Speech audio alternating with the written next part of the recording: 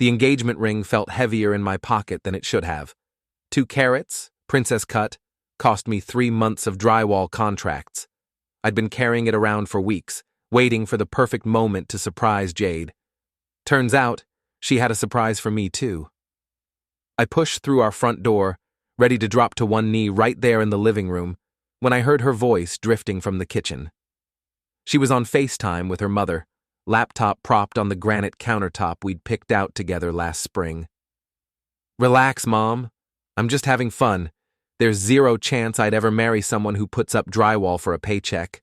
I have standards." The ring box slipped from my fingers, hitting the hardwood with a soft thud. "Grant's sweet, don't get me wrong," Jade continued, adjusting her perfect blonde hair in the camera. "But he's temporary, a phase. You don't build a real life with someone who shows up to dinner parties with plaster under his fingernails." I stood frozen in my own hallway, listening to my wife of 3 years discuss me like I was a seasonal hobby she'd grown tired of. "Besides," she laughed, that musical sound I used to love, "Colby's been texting again. Remember him from law school? He owns that luxury car dealership downtown now. Colby Varon, my former best friend, the guy who'd been my groomsman, who'd slapped my back and told me I was the luckiest man alive when I married Jade." I backed out of the house as quietly as I'd entered, leaving the ring box on the floor where it fell. My name is Grant Solen, and apparently, I'm the Drywall King of chumps. The next morning, I sat in my truck outside Jade's law office, watching her stride through the glass doors in her $1,000 heels. She moved like she owned the world, and maybe she thought she did. Her phone buzzed constantly as she walked. Probably Colby, probably making plans that didn't include her husband. I'd spent the night thinking, planning, remembering every slight, every condescending comment, every time she'd introduced me as just Grant at her fancy parties. The hurt was there, sure, but underneath it burned something cleaner, pure, focused anger. My phone buzzed with a text from Big Jim at the gym. "You look like hell, brother. Everything good?" I typed back, "Define good." The first move was simple. I drove to the bank where we kept our joint accounts I'd been funding with my blue-collar paycheck while Jade played lawyer princess. 20 minutes later, I'd transferred everything into a new account under my name only. Her credit cards, all tied to our joint account, would start declining within hours. Then I called my buddy Mike at the phone company. "Remember that favor you owe me for the drywall work in your basement? Time to collect." By noon, I had access to our phone records. 3 months of calls and texts between Jade and Colby, getting progressively more frequent, more intimate. The latest exchange made my jaw clench. Colby, "Can't wait to see you tonight. That hotel room won't use itself." Jade, "Grant's working late again. Blue-collar boys and their overtime, right?" Colby, "His loss is my gain. Wear the red dress." I screenshotted everything, then drove to Jade's favorite boutique, the one where she'd maxed out our credit card last month buying outfits to impress her lover. I parked across the street and waited. Before we dive deeper into this story, I have one small request. Please subscribe, drop a like, comment, and hit that hype button to boost this channel so more people can discover these incredible Reddit stories. 20 minutes later, Jade emerged from her office building with 2 colleagues heading straight for the boutique.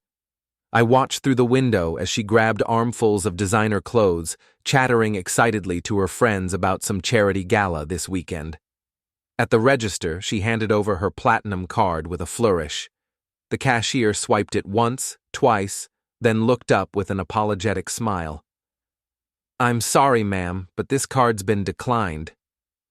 Jade's face went through several expressions: confusion, embarrassment, then anger. "That's impossible. Try it again." Another decline. She fumbled for her backup card, then her emergency card. All declined. Her colleagues exchanged glances, and I could see the gossip wheels turning in their heads. "I'll have to call my bank," Jade said, her voice tight with humiliation. There must be some mistake. There was no mistake.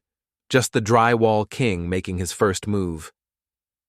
That evening, I was at Gina's bar, nursing a beer and pretending to watch the game when Jade burst through the door. She spotted me immediately. Not hard, since I was the only guy in a work shirt surrounded by her usual crowd of suits. "Grant!" She marched over, her face flushed with fury. "What did you do to our accounts?" I took a slow sip of my beer, letting her stew. "Hello to you too, honey. How was your day?" "Mine was great, thanks for asking." "Don't play games with me. My cards were declined at 3 different stores today. Do you have any idea how embarrassing that was?" "Embarrassing?" I set down my beer and looked at her. Really looked at her. "You want to talk about embarrassing, Jade? Let's talk about your boyfriend." Her face went pale. "What boyfriend?" I pulled out my phone, scrolled to the screenshots, and held it up so she could see Colby's latest message. "Tomorrow night, same hotel. I'll bring the champagne."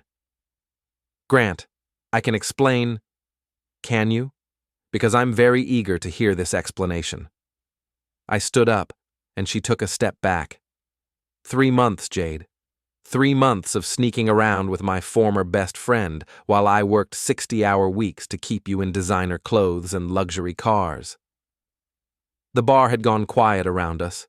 Everyone was listening now, including the bartender who'd been serving Jade's crowd for years. "It's not what you think," she whispered. "It's exactly what I think. The question is, what are we going to do about it?" She straightened up, and I saw a flash of the old Jade, the one who'd never backed down from a fight. "Fine. You want to know the truth?" "Yes, I've been seeing Colby. And you know what? I'm not sorry. You're a good man, Grant, but you're not enough. You'll never be enough."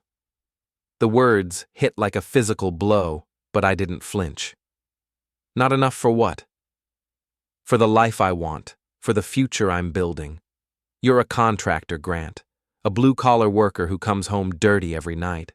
I'm a partner at one of the city's most prestigious law firms. We don't make sense together." "We made sense for 3 years. I was settling." She said it like she was discussing the weather. "And I'm done settling." I nodded slowly, processing this. Around us, the bar crowd was getting the show of their lives. By tomorrow, everyone in Jade's social circle would know about this conversation. "Okay," I said finally. "If that's how you feel, then we're done. But Jade, you just made the biggest mistake of your life." She laughed, sharp and bitter. "What are you going to do, Grant? Sue me? Take half my assets? Good luck with that." I smiled, and something in my expression made her step back again. "I'm not going to sue you, Jade. I'm going to do something much worse." I leaned closer, lowering my voice so only she could hear. "I'm going to show this whole city exactly who you really are. And when I'm done, you'll wish you'd never heard the name Grant Solen." I walked out of the bar, leaving her standing there with her mouth open and 30 witnesses to our conversation. The real fun was just getting started. The next morning, I woke up with a plan and a headache. The plan was solid. The headache was from too much whiskey after leaving Jade at the bar. I'd gone home to our empty house. She'd apparently decided to spend the night elsewhere, probably with Colby, and started making lists. Jade thought she knew me, thought I was just some simple contractor who'd roll over and accept whatever scraps she threw my way. She was about to learn that underestimating the Drywall King was a serious mistake. My first stop was Colby's dealership. Varon Luxury Motors sat on 3 acres of prime real estate downtown, all gleaming chrome and spotless concrete. Colby had inherited the business from his father, then spent the last decade turning it into the kind of place where rich people went to buy toys they didn't need with money they shouldn't spend. I parked my work truck between a Ferrari and a Bentley, enjoying the contrast. Through the floor-to-ceiling windows, I could see Colby in his office, probably texting my wife about their next romantic rendezvous. The showroom was mostly empty this early in the morning, just a few salespeople standing around looking bored. I walked up to the reception desk where a young woman with too much makeup smiled at me professionally. Can I help you, sir? I'm here to see Colby. Tell him Grant Solen wants to discuss some business. Her smile faltered slightly. Probably my work clothes and the fact that I obviously wasn't here to buy a luxury car. But she made the call, and 2 minutes later, Colby appeared. He looked good, I had to admit. Expensive suit, perfect hair, the kind of confident smile that came from never having to worry about money. When he saw me, the smile became something else. Guilty, nervous, but trying to hide it. Grant, what a surprise. What brings you by? Just wanted to see how my old friend was doing. Business looks good? I gestured around the showroom. Profitable. Can't complain. Hey, you want to grab coffee? Catch up? Actually, I was hoping to take a look at that new Porsche out front. The red one. Colby's face lit up. The 911, beautiful machine. You thinking about upgrading from the truck? I laughed. Something like that. We walked outside to where the Porsche sat gleaming in the morning sun. Colby launched into his sales pitch, talking about horsepower and acceleration and all the features that made this particular car worth more than most people's houses. Mind if I look under the hood? I asked. Sure. Colby popped the hood, still talking. Now, the engine is actually in the back on these models, but you can see some of the... I wasn't listening anymore. While he babbled about German engineering, I was studying the engine compartment, noting the locations of various components, the accessibility of certain systems. Professional habit. I'd worked on enough cars in my younger days to know my way around an engine. Beautiful, I said finally. Really beautiful. What's something like this worth? This particular model? About $200,000. I whistled appreciatively. $200,000. That's a lot of money, Colby. It is. But for the right buyer, someone who appreciates quality. He shrugged. It's worth every penny. Someone who appreciates quality. I nodded thoughtfully. Like Jade? The color drained from his face. What? My wife, Jade. You remember her, right? Blonde, about 5'6", married to your former best friend? Ring any bells? Colby took a step back. Grant, I don't know what you think you know. I know you've been texting her for 3 months. I know about the hotel rooms and the champagne and the red dress she wore for you last Tuesday night.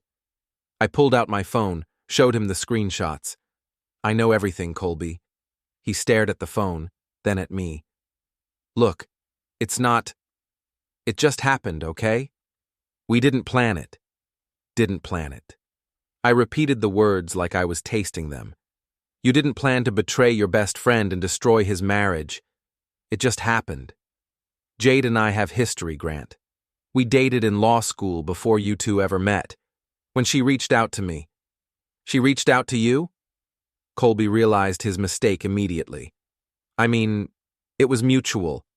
We ran into each other at that charity thing last spring, started talking, then started texting, then started meeting in hotel rooms.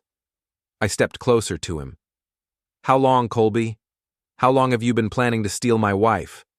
I wasn't stealing anything. Jade made her own choice. Her choice. I nodded again. Right. Well, I'm making a choice too. Before he could ask what I meant, I reached into my truck bed and pulled out a 5-gallon bucket of drywall compound.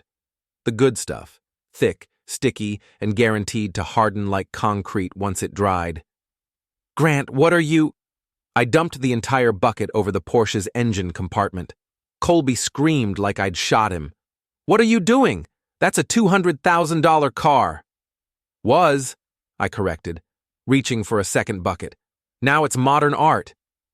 The compound flowed over the engine components, seeping into every crevice, coating every surface. By the time it dried, this car would need a complete engine rebuild, assuming the parts could even be salvaged. You're insane, Colby lunged for me, but I sidestepped easily. 3 years of construction work had kept me in better shape than his gym membership and personal trainer. I'm practical, I said, dumping the second bucket over the interior through the open windows. You want to play with expensive toys? Let me show you what happens when those toys break. A crowd was gathering now. Salespeople, customers, random pedestrians drawn by Colby's shouting. I could see phones coming out, people starting to record. Perfect. I pulled out a piece of paper I'd prepared that morning and stuck it to the windshield with some of the compound. Compliments of the Drywall King. Next time, don't mess with a working man's wife. I'm calling the police. Colby was practically in tears, staring at his ruined car. Go ahead, I said, climbing back into my truck. Tell them Grant Solen was here. Tell them why. As I drove away, I could see Colby on his phone, gesturing wildly at the Porsche. By tonight, the whole city would know what happened. By tomorrow, the video would be online.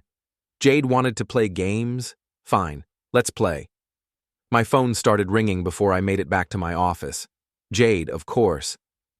Grant, what did you do? Good morning to you too, sweetheart. I take it you've heard from Colby? He said you destroyed his car, his dealership. Are you out of your mind? Probably. Funny thing about discovering your wife's been cheating, it does things to a man's judgment. That car was worth $200,000. So you keep telling me, expensive taste, your boyfriend. Good thing he can afford it. Grant, you need to fix this. Right now. Call him back, apologize. Pay for the damages. Or what? The question hung in the air between us. I could hear her breathing, could practically see her mind racing, trying to figure out how to regain control of the situation. Or I'll make sure you regret this, she said finally. Is that a threat, Jade? It's a promise. You have no idea who you're messing with. I laughed, genuinely amused. Actually, I know exactly who I'm messing with. A cheating wife who thinks she's smarter than her blue-collar husband. But here's what you don't know about me, Jade. I've been underestimated my whole life. By teachers, by bosses, by clients who thought they could push me around, because I work with my hands instead of pushing papers. Grant, I'm not finished. Every single one of them learned the same lesson you're about to learn. The guy who builds the walls knows exactly how to tear them down. I hung up and turned off my phone. Let her stew for a while. But when I got to my office, I found out Jade wasn't the type to stew quietly. My assistant, Maria, met me at the door with a stack of papers and a worried expression. Grant, we have a problem. 3 of our biggest clients just canceled their contracts. All of them, within the last hour. I took the papers, scanning them quickly. Jade worked for one of the city's most powerful law firms. Her connections ran deep, and apparently, she wasn't afraid to use them. Did they give reasons? Vague ones. Changing priorities, budget concerns, going in a different direction. But Grant, Maria lowered her voice. I heard from Jenny at Morrison Construction. Word is, someone's been making calls, telling people you're unreliable, that your business is in trouble. So that's how Jade wanted to play it. Professional sabotage. I handed the papers back to Maria. Cancel my appointments for the rest of the day and get me a meeting with Tommy Brennan. The reporter? The reporter. Tell him I have a story he's going to want to hear.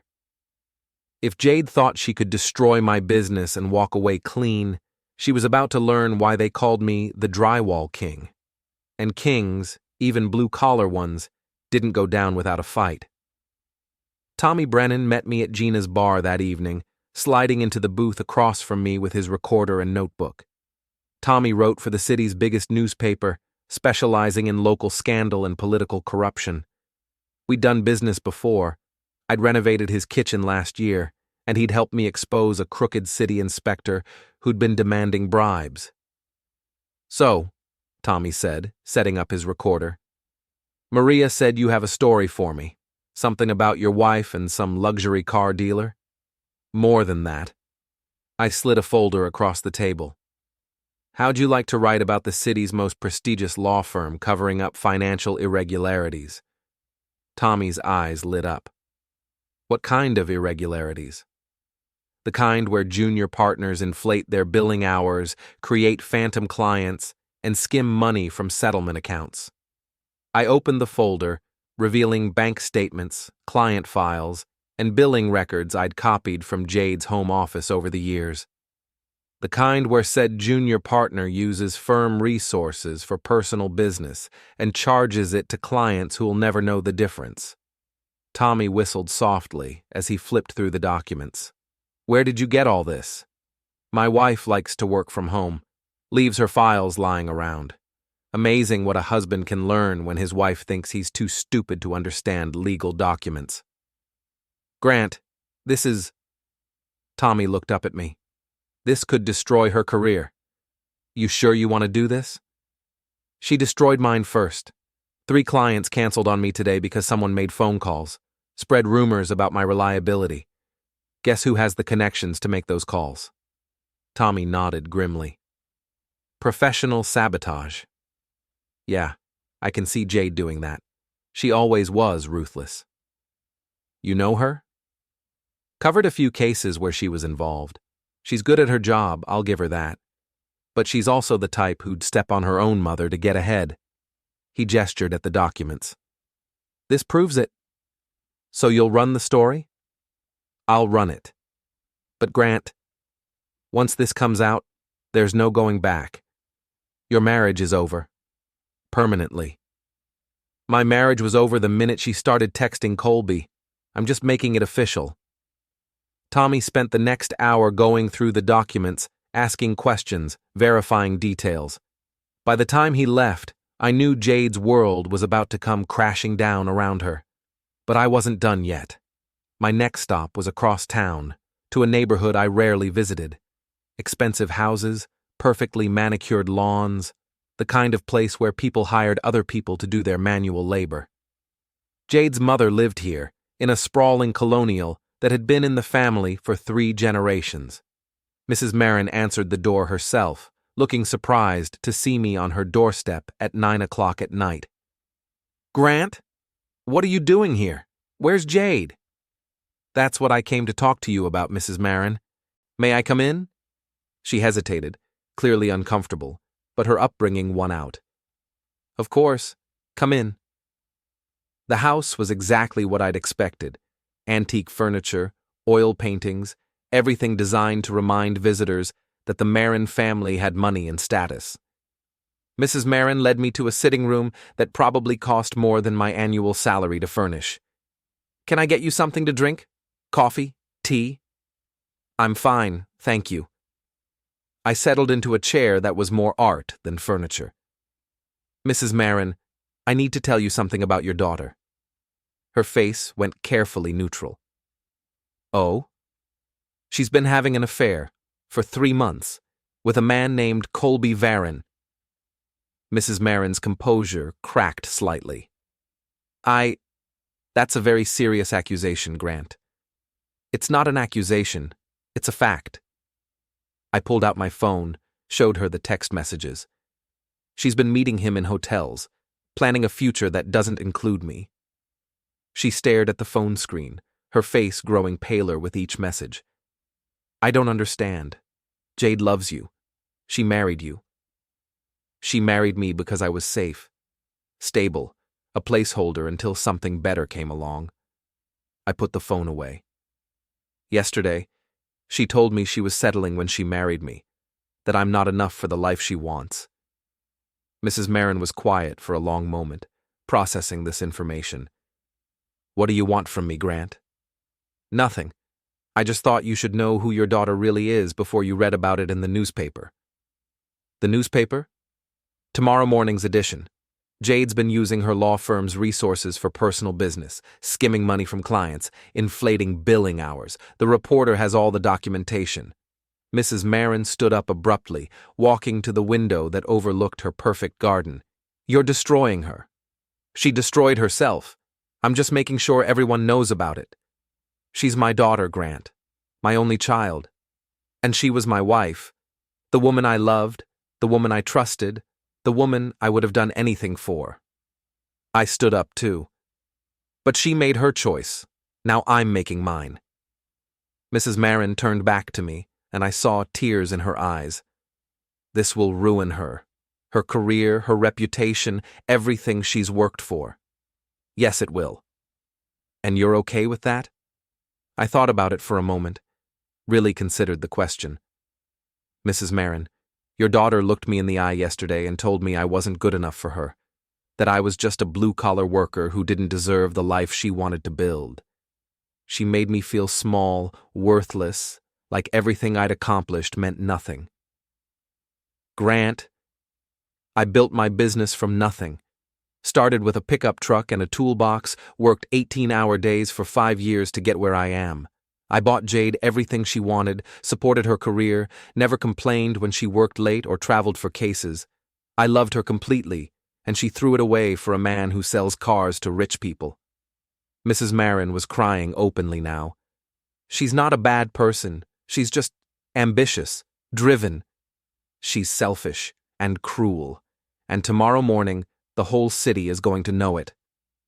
I walked toward the door, then stopped. For what it's worth, Mrs. Marin, I'm sorry. I know this hurts you too, but your daughter started this war, and I'm going to finish it. The next morning, I was at the gym by 6 a.m., working off my anger on the heavy bag when Big Jim approached with a newspaper in his hand.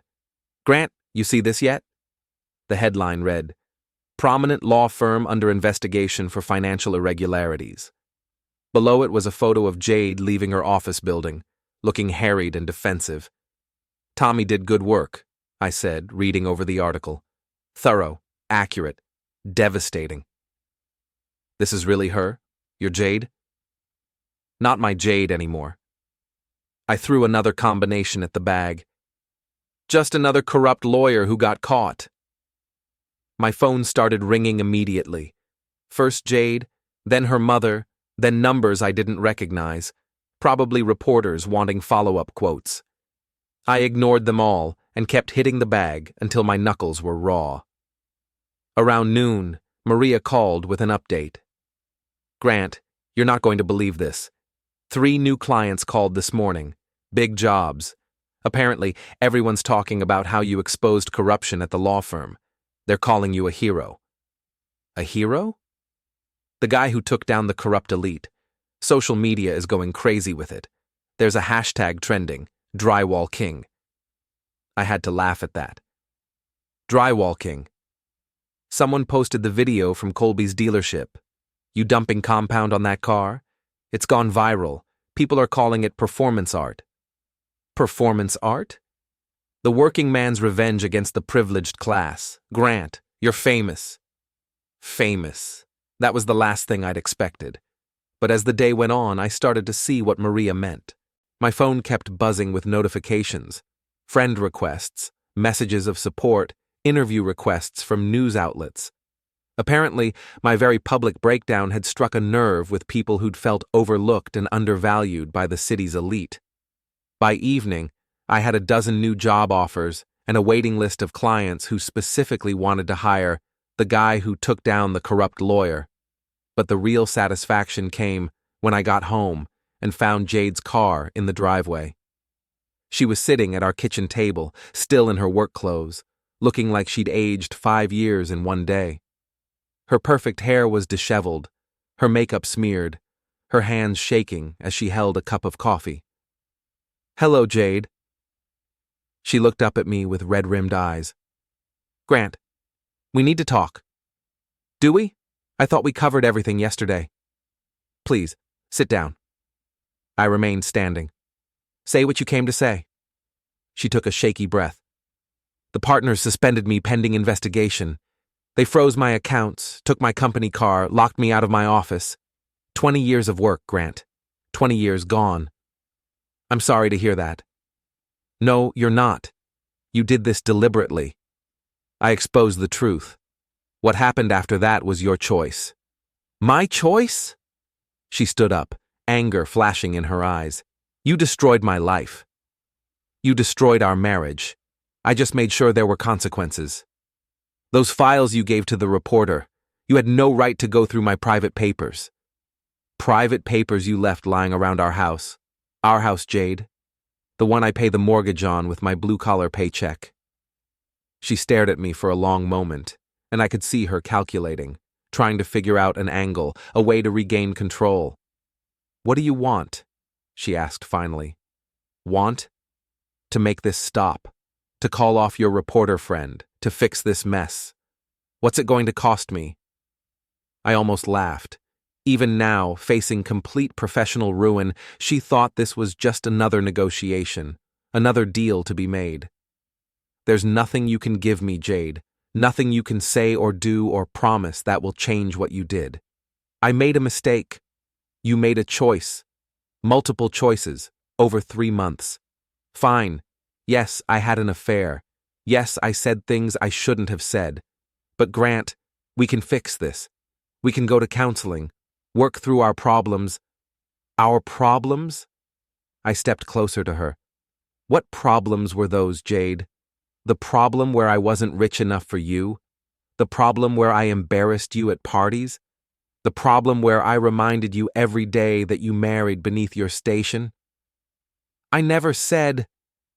You said I wasn't enough, that you had standards, that you were settling when you married me. She had no answer for that, because we both knew it was true. The marriage is over, Jade. I'm filing for divorce next week. And if I contest it, then I'll make sure every detail of your affair becomes public record. Every text message, every hotel receipt, every lie you told. Do you really want to go through that? She slumped back into her chair, defeated. What about the house, our assets? Keep whatever you can afford on your new salary, if you have a new salary. Grant, please. I know I hurt you, but don't do this. Don't destroy everything we built together. We didn't build anything together, Jade. I built a business, I bought a house, I created a life.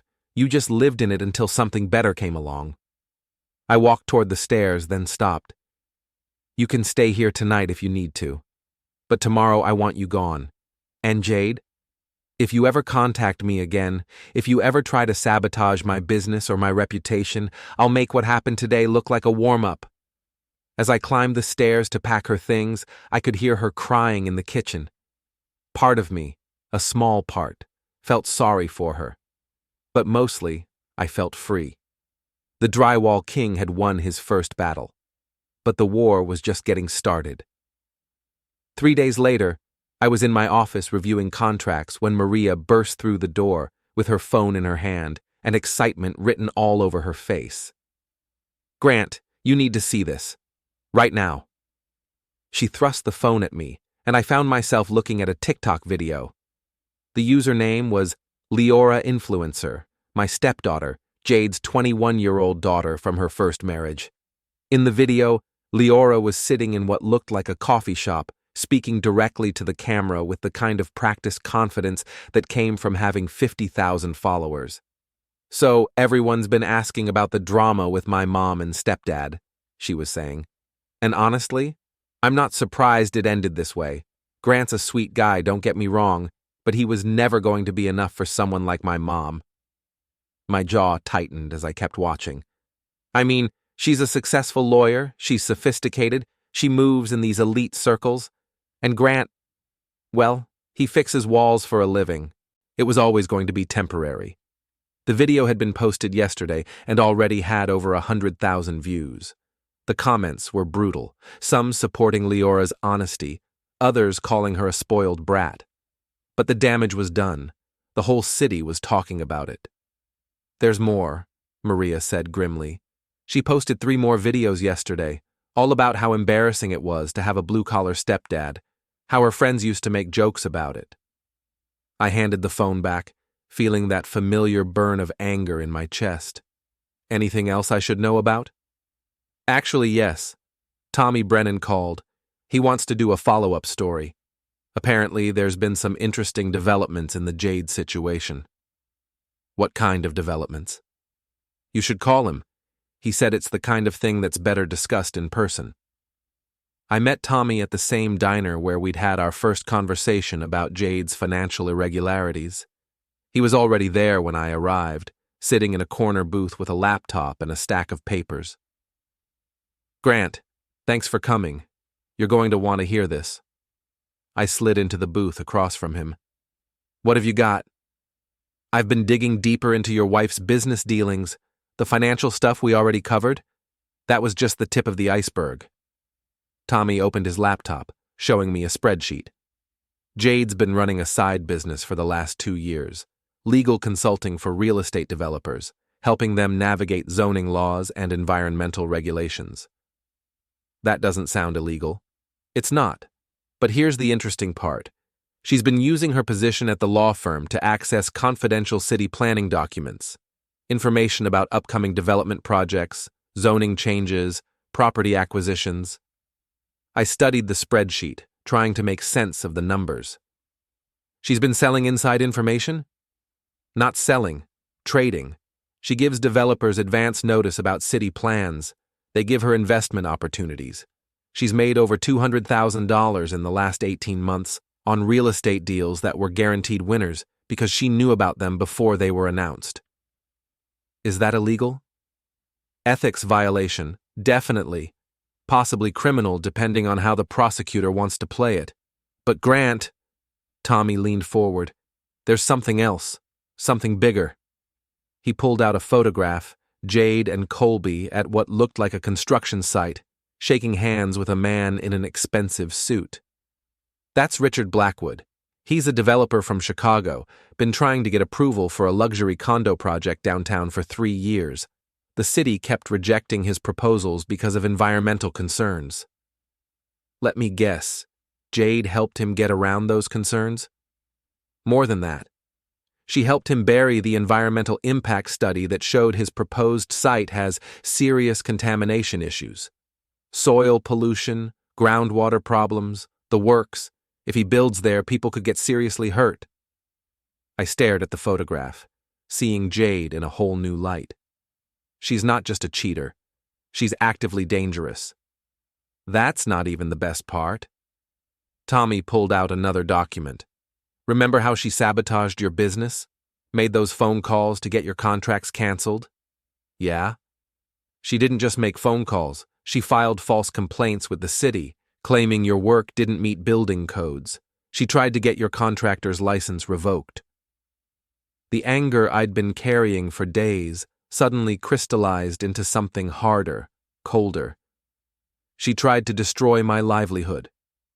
She tried to destroy your life. If those complaints had stuck, you'd never work in this city again. I sat back in the booth, processing this information. Jade hadn't just betrayed me personally. She'd tried to eliminate me professionally, make me disappear so she could move on with Colby without any inconvenient reminders of her previous life. What do you need from me? I asked.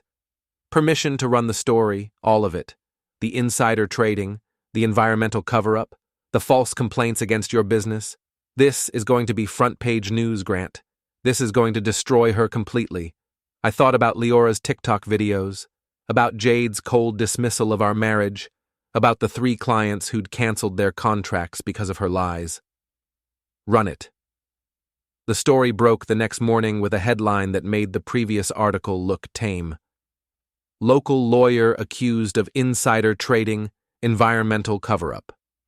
Tommy had done his homework, documents, photographs, testimonials from city officials who'd been suspicious of Jade's involvement in certain projects. By noon, the district attorney's office had announced they were opening a criminal investigation. By evening, Jade was trending on social media for all the wrong reasons. And by the time I got home from work, she was waiting for me in my driveway. She looked terrible, hollow-eyed, desperate, wearing the same clothes she'd had on yesterday. Her perfect facade had finally cracked completely. Grant, please, we need to talk. I don't think we do. 5 minutes. That's all I'm asking. Against my better judgment, I let her follow me into the house. She sat at the kitchen table like she had before, but this time she looked broken rather than calculating. The DA wants to file charges, she said without preamble. Criminal charges. I could go to prison, Grant. I know. You did this. You gave that reporter everything he needed to destroy me. I gave him the truth. What he did with it was his choice. She looked up at me with something that might have been genuine desperation. I'll lose everything.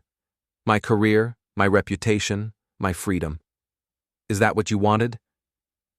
What I wanted was a wife who loved me. What I wanted was a partner who respected me. What I wanted was a marriage based on honesty and trust. I sat down across from her. Instead, I got a woman who cheated on me, lied to me, and then tried to destroy my business when I found out about it. I never tried to... False complaints to the city, Jade. You tried to get my contractor's license revoked. You tried to make sure I'd never work again. She had the grace to look ashamed. I was angry. I wasn't thinking clearly. You were thinking perfectly clearly. You wanted me gone, completely gone, so you could start your new life with Colby without any messy complications. That's not... She struggled for words. Okay, yes, I wanted out of the marriage, but I never wanted to hurt you. You just wanted to erase me. We sat in silence for a moment, the weight of everything that had happened settling between us. What happens now? She asked finally. Now you face the consequences of your choices. You deal with the criminal investigation, the ethics violations, the civil lawsuits from people who got hurt by your insider trading scheme. And us? There is no us. There hasn't been for months. She nodded, accepting this. For what it's worth, Grant, I am sorry. Not for leaving you, we both know this marriage wasn't working, but for the way I did it, for the things I said, for trying to hurt your business. It was probably the most honest thing she'd said to me in years. Apology noted, I said. Now get out of my house. She stood up slowly, like an old woman. The reporters are camped outside my apartment. Would it be possible for me to stay here tonight? Just tonight? I almost said no. Almost told her to find a hotel, call a friend, sleep in her car for all I cared. But looking at her, really looking at her, I saw something I'd never seen before. Jade Marin, the woman who'd always been in control, who'd always had an angle, who'd always landed on her feet, was completely and utterly defeated. One night, I said finally. Guest room, and tomorrow morning you're gone. Thank you. She started toward the stairs, then stopped. Grant, for what it's worth, you were always too good for me. I just couldn't admit it. After she went upstairs, I sat in my kitchen and thought about everything that had happened. 3 weeks ago, I'd been planning to propose to my wife. Tonight, she was sleeping in my guest room while facing potential criminal charges. The Drywall King had gotten his revenge. But sitting alone in my kitchen, I wondered if winning was supposed to feel this empty. Tomorrow, Jade would be gone from my life forever. The question was, what came next? I pulled out my phone and scrolled through the dozens of messages I'd received. Job offers, interview requests, invitations to speak at business groups about standing up to corruption. Apparently, my very public war with Jade had turned me into some kind of folk hero. There was even a message from a publisher asking if I'd be interested in writing a book about my experience. The Drywall King's revenge, I said aloud, testing how it sounded. Maybe there was life after Jade after all. Maybe the best revenge wasn't just destroying your enemies. It was building something better from the wreckage they left behind. I turned off the lights and headed upstairs, already planning my next move. The war was over, but my real life was just beginning.